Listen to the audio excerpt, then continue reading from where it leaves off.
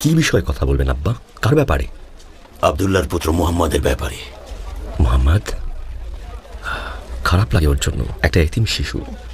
তুমি তো জানো আবু তালিব, আমি সত্য বলি। আচ্ছা, তোমার কি মনে আছে আমি ইয়েমেনের রাজা সাহিব বিনতে আজানকে অভিনন্দন জানাতে গিয়েছিলাম? ইথিওপিয়ানদের পরাজিত করে তিনি বিজয়ী হবার পর। হ্যাঁ, অবশ্যই মনে আছে আব্বা, অবশ্যই। সেদিন কি ভোলা যায় নাকি? তিনি আমাকে খুব গুরুত্বপূর্ণ একটা কথা বলেছিলেন, যেটা অবশ্যই তোমাকে এখন বলা উচিত। কারণ মৃত্যু অবশ্যম্ভাবী, কেউ জানে না কে কখন মৃত্যুবরণ করবে। আল্লাহ আপনাকে দীর্ঘায়ু দান করুক। এখন বলুন আব্বা। রাজা আমাকে খুব সম্মান দিয়েছিলেন, তিনি আমাকে অনেক উপহার দিয়েছিলেন। এসব দেখে কুরাইশ প্রধানরা ঈর্ষা করছিল। আমি বারবার বলেছি, ঈর্ষা করো না, বরং তোমাদের অপেক্ষা করা উচিত ভবিষ্যতের সবচেয়ে বড় সুসংবাদের জন্য। কিসের সুসংবাদের কথা বলছেন? আমি এতদিন এটা কাউকে বলিনি কাউকে, তোমাকেই বলছি। কথাটা তোমাকে গোপন রাখতে হবে, আর একটা দায়িত্বও পালন করতে হবে। আপনি তো জানেনই আমি ধৈর্যশীল মানুষ না, আমাকে অপেক্ষা না করিয়ে বলুন। শোনো পুত্র আবু তালিব, রাজা সাহিব বলেছিলেন এক শিশু জন্ম নেবে যার মধ্যে তাইহামা ভূমির চিহ্ন থাকবে, শেষ দিনেও রাজত্ব করবে। তিনি পুরো বিশ্বের শেষ নবী। তার জন্ম এখনই হয়ে গেছে, অথবা খুব শীঘ্রই তার জন্ম হবে পবিত্র এই ভূমিতে। তার পিতামাতা অল্প বয়সে মারা যাবেন এবং তিনি দাদা চাচার কাছে মানুষ হবেন। এই সুসংবাদ তারা তাদের গোপন বই থেকে জানতে পেরেছিলেন। তারপর আমি রাজাকে জিজ্ঞেস করেছিলাম, তিনি আমাকে বললেন সেই পবিত্র শিশুর জন্ম হবে আমার নিজের পরিবারে, যে পরিবার আব্দুল মুত্তালিবের পরিবার। তাই তাকে ইহুদি, এমনকি আমাদের গোত্রের মানুষদের থেকেও নিরাপদে রাখতে হবে, কারণ তারা তাকে হত্যা করার চেষ্টা করবে, কিন্তু নিশ্চয়ই কাবার মালিক তাকে সুরক্ষা দেবেন। এই সত্যটা শুধু তোমার আর আমার মধ্যেই রেখো, এমনকি তোমার গোত্রের প্রধানদের সাথেও এই বিষয়টা নিয়ে কখনো কথা বলো না আবু তালিব। তাহলে কি মোহাম্মদ? চিহ্ন তো তাই ইঙ্গিত করছে আবু তালিব। তুমি মুহাম্মদকে দেখে রেখো, যতদিন তুমি বেঁচে আছো সতর্ক থেকো। এটুকুই তোমার কাছে আমার আশা। আমাকে নিরাশ করো না। আমি বিশ্বাস করি তুমি আব্দুল মুত্তালিবকে পরাজিত করবে না। না বা না, আমি আপনাকে কখনোই পরাজিত হতে দেব না। যতক্ষণ আমার প্রাণ আছে ওর বিপদ হবে না। আমি ওকে সবসময় নজরে রাখবো, আপনি নিশ্চিন্তে থাকুন কুরাইশ প্রধান। রহমত বর্ষিত হোক। আমি এমনটাই আশা করেছিলাম আবু তালিব, এমনটাই আশা করেছিলাম।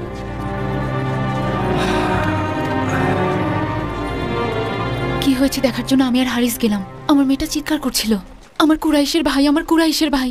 আমরা সবাইকে জিজ্ঞেস করলাম কি হয়েছে ওর। আমার মেয়ে বলল, আমি যখন খেলছিলাম একটা সম্পূর্ণ সাদা কাপড় পরা লোক আমাদের কাছে আসলো, তাকে নিচে শোয়ালো, তার বুক ছেড়ে তার হৃৎপিণ্ড নিয়ে গেল। তারপর আমি আর আল হারিস বাইরে গেলাম আর দেখলাম তার মুখ হলুদ হয়ে আছে। আমরা পাশে বসলাম। বাকিটা তুমি খুলে বলো আল হারিস। জিজ্ঞেস করেছিলাম কি হয়েছে বাবা তোমার। সে বলল একজন সাদা কাপড় পরিহিত লোক নাকি হঠাৎ তার কাছে এসে তাকে জড়িয়ে ধরল, তারপর তাকে মাটিতে শুয়ে দিল, তার বুক চিরে হৃৎপিণ্ড নিয়ে গেল। ফিরে এসে হালিমাকে বললাম মনে হয় বাচ্চাটাকে ওর পরিবারের কাছে ফিরিয়ে দেওয়া উচিত, ওর এখানে থাকাটা নিরাপদ না। একদিন কিছু লোক বিনা কারণে আমাদের তাঁবুতে এসেছিল। তারা তার শরীরের চিহ্নগুলো দেখে বলল এই সেই বালক। তারা ওকে নিয়ে যেতে চাইল। আমি আপনাকে বোঝাতে পারবো না সেদিন কিভাবে আমরা ওদের হাত থেকে ওকে বাঁচিয়েছিলাম। কাবার মালিক তোমাদের রক্ষা করুন, দীর্ঘজীবী হও। সামর্থ্য অনুযায়ী এর প্রতিদান দেব। আপনাদের ছোট বাচ্চা মোহাম্মদের মতো উপহার আমাদের জন্য আর কিছুই হতে পারে না। ও আমাদের জীবন বদলে দিয়েছে। আমাদের চারণভূমি আবার উর্বর হয়েছে, গবাদি পশুগুলো দুধে পরিপূর্ণ হয়েছে। আমাদের ঘরে আবার সুখের দিন ফিরে এসেছে। মনে হচ্ছে কোনো পবিত্র দয়ালু হাত আমাদের উপর অশেষ রহমত বর্ষণ করছেন। এ বিষয়ে আমিনার সাথে কথা বলেছ? হ্যাঁ, আমি বলেছি। কি বলেছে সে তোমাকে? আমার ঘটনা তাকে বলার পর সে আমাকে আরো আশ্চর্যজনক ঘটনা বলেছে তুমি কি তার উপর শয়তানের প্রভাব নিয়ে ভয় পাচ্ছ? আমি বললাম হ্যাঁ পাচ্ছি। সে বলল না, আল্লাহর শপথ তার উপর কোনোদিন শয়তানের প্রভাব পড়বে না। সে আমাকে আরো বলল, যখন মোহাম্মদের জন্ম হচ্ছিল তখন আমি একটা স্বপ্ন দেখেছিলাম আমার গর্ভ থেকে নূর ছড়াচ্ছে। নূরের আলোয় সিরিয়ার প্রাসাদগুলো দেখা যাচ্ছিল। সে আমার ভেতরে একটা জলজলে আলো ছিল। তাই তুমি এসব নিয়ে চিন্তা করো না হালিমা। আমি জানি সে একজন বরকতময় বালক। প্রার্থনা করছি পবিত্র কাবার মালিকের কাছে আমাদের সাথে মোহাম্মদের বন্ধন যেন কখনো ছিন্ন না হয়। আমরা যেন তাকে সব বিপদ থেকে রক্ষা করতে পারি। আমার নাতি মুহাম্মদকে সতর্কভাবে বড় করতে হবে। রাসূলুল্লাহ সাল্লাল্লাহু আলাইহি ওয়াসাল্লামকে 5 বছর পালন করার পর হালিমা ওনার মা আমিনার কাছে ফিরিয়ে দেন।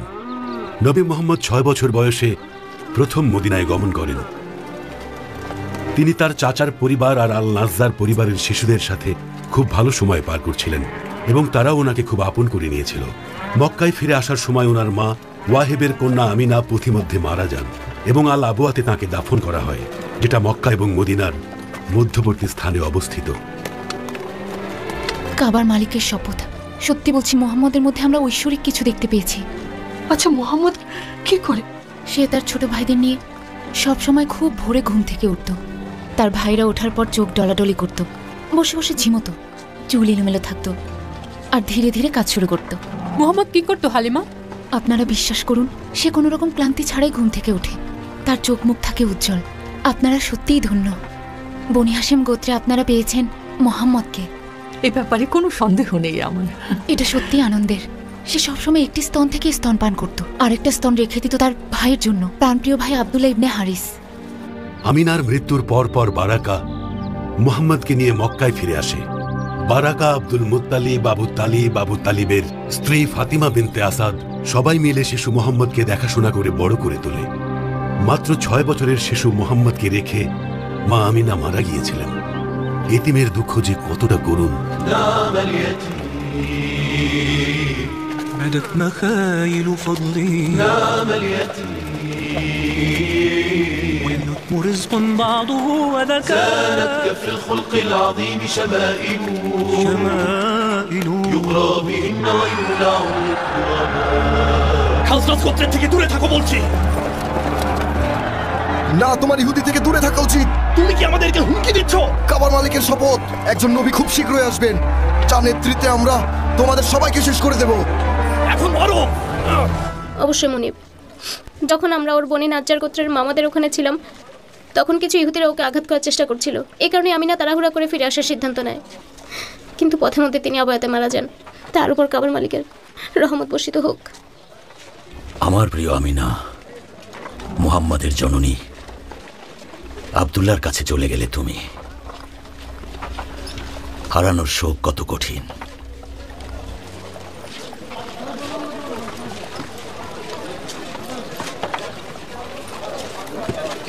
শান্তি বর্ষিত হোক আব্বা।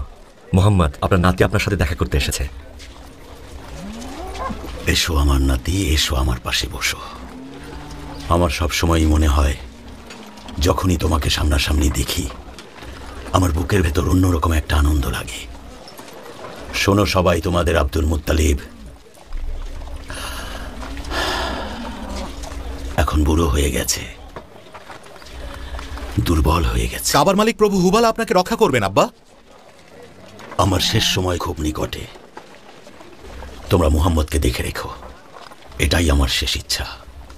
তোমাদের ভরসায় আমি ওকে রেখে যেতে চাই। আমি চাই না আমার আদেশ মান্য করার জন্যই কেউ ওর দায়িত্ব নিক। যদি এমনটাই হয় তাহলে আমি তোমাদের ভাইদের কারো হাতেই ওকে দিয়ে যাব না। আমি এমন কারো হেফাজতে মুহাম্মদকে রেখে যেতে চাই যে আমার মৃত্যুর পরেও ওর খাওয়া পড়ার দেখাশোনা করার দায়িত্ব নেবে আর নিজের সন্তানের মতোই ভালোবাসবে। আমি ওকে নিতে চাই। না, আমি নিতে চাই। আব্বাজান, আমি কাবার মালিকের শপথ করে বলছি, আমার কাছে আমার ভাই আব্দুল্লাহর চেয়ে প্রিয় পৃথিবীতে আর কেউ নেই। বিশ্বাস করুন, ওর জন্মের পর থেকে আমি অনুভব করি ও আমার আত্মা। আমার বাচ্চাদের থেকে ওকে কখনোই আলাদা করে দেখিনি। আমার হৃদয় ওর জন্য ভালোবাসায় পরিপূর্ণ। আর তাছাড়া আমি ওর আপন ভাই, আমাদের পিতাও এক, মাতাও এক, তাই ওকে দেখাশোনার দায়িত্বটাও আমাকে দেওয়া উচিত। মুহাম্মদকে তোমার হেফাজতে দিলাম আবু তালিব। ও এতিম হওয়ার কারণে ওর দুঃখ কষ্ট সবসময় সাথী হয়ে থাকে, তবুও সে সবসময় এই বিষয়গুলো নিয়ে ধৈর্যশীল আর শক্ত থাকে। এখন আমরা মক্কায় খারাপ সময় পার করছি পুত্ররা, তোমাকেই সব দায়িত্ব নিতে হবে। ওর দেখাশোনা করবো আর এমনভাবে ছায়া হয়ে থাকবো যেন সে বুঝতে পারে সে আমার সবচাইতে প্রিয় সন্তান। আমার জীবন থাকতে আমি ওর কোনো ক্ষতি হতে দেব না। আপনি একদম চিন্তা করবেন না আব্বা, বিশ্বাস রাখতে পারেন। কিন্তু আবু তালিব তো গরিব, ওর নিজের কিছুই নেই। সে আমাদের মধ্যে সবচেয়ে ভালো মানুষ, কিন্তু সম্পদহীন। তোমরা তো সবাই জানোই আমি মুহাম্মদকে কতটা ভালোবাসি। তারপরও আমি তোমাদের মধ্যে সবচেয়ে শক্তিশালী, আর এর কারণেই আমার প্রিয় মোহাম্মদকে পিতামাতার পর আমার দেখভাল করার অধিকার আছে। আব্দুল মুত্তালিবের বংশধর, বনি হাসিম গোত্রের পুত্রদের সামনে বলছি, আমার পরে এই বংশের দায়িত্ব নেবে আবু তালিব। আর আবু তালিব, তোমাকে বলছি, তোমার দায়িত্ব মুহাম্মদকে দেখে রাখা। মুহাম্মদকে দেখে রেখো আবু তালিব।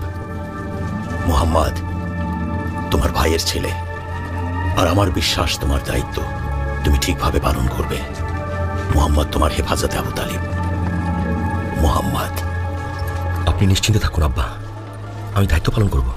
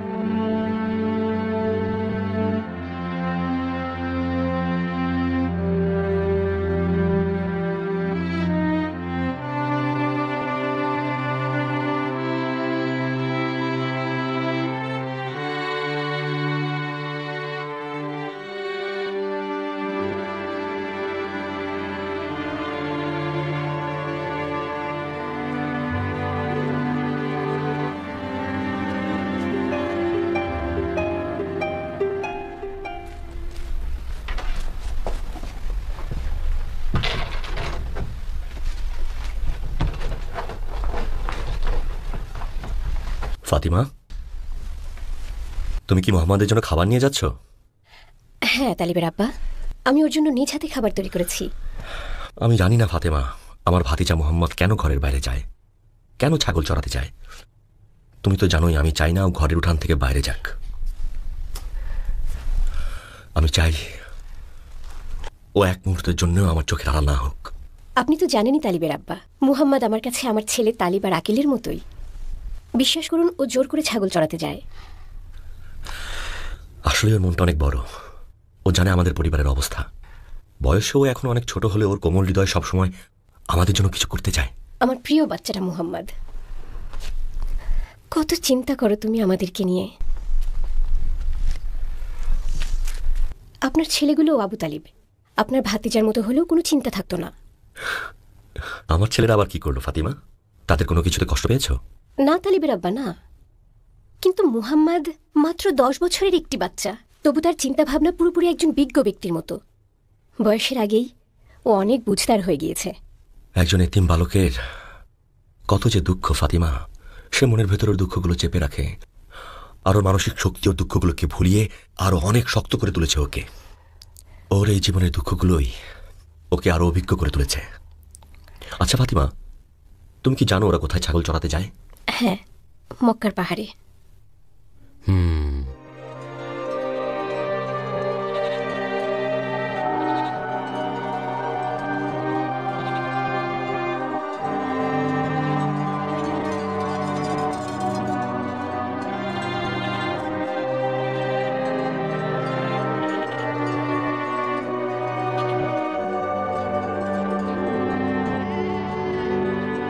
এসব কোনো বানোয়াট কথা না, পুরো উমাইয়া গোত্র এই সিদ্ধান্তে একমত হয়েছে। আমি যা দেখছি তুমি কে তা দেখছো ওয়ালিদ? তুমি কিসের কথা বলছো ইবনে উমাইয়া? আকাশে ওই বড় মেঘের টুকরাটা দেখেছো? পুরো আজায়েদ শহরকে কেমন ছায়া দিয়ে যাচ্ছে। আসলে খুব আশ্চর্যজনক ব্যাপার। কিন্তু তুমি তো জানোই মক্কার আবহাওয়া সম্পর্কে ইবনে উমাইয়া। গ্রীষ্মকালে আর বসন্তে প্রচন্ড গরম থাকে, আর শরৎকাল থেকে এই শীতকাল পর্যন্ত তাপমাত্রা কিছুটা সহনীয় থাকে। কি হতে পারে এটা? মনে হচ্ছে এটা ভেসে আসা মেঘ। যাই হোক, চলো আমাদের আলোচনায় যাওয়া যাক।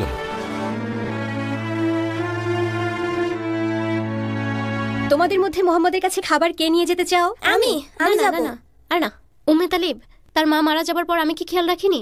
আমার কি উচিত না খাবারটা পৌঁছে দেওয়া? আমাকে দিন, আমি জানি সে এখন কোথায় আছে। আরে নিয়ে যাবে কেউ একজন, জায়গাটা তো কাছেই। কি হয়েছে বারাকা? আমার তাকে খুব দেখতে ইচ্ছে করছে উম্মে তালিব। তোমার মোহাম্মদকে দেখতে ইচ্ছে করছে? আরে সকালেই তো দেখা হলো। সে যদি কিছুক্ষণের জন্যও ঘর থেকে বের হয়, আমার তার জন্য অস্থির লাগতে থাকে। আর সে তো এখন সকাল থেকে সন্ধ্যা পর্যন্ত ছাগল চড়াতে যায় একা একা। তোমার উপর রহমত বর্ষিত হোক, তুমি খুব যত্নশীল মেয়ে। তুমি নিয়ে যাও মোহাম্মদের জন্য এই খাবার। আমার ভালোবাসা তাকে জানিয়ে দিও। তাহলে আমি আর মোহাম্মদ একসাথে ফিরবো। হ্যাঁ।